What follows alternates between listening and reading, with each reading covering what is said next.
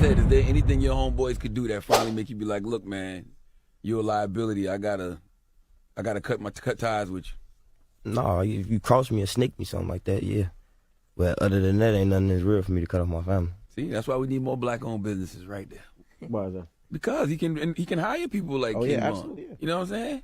Von wouldn't be able to get a job nowhere else probably. Over it. Shit, when you get to that line, have you ever been convicted of? He a dentist, nigga. Have you ever No been experience is doing nothing. I ain't, you know. All right. Word.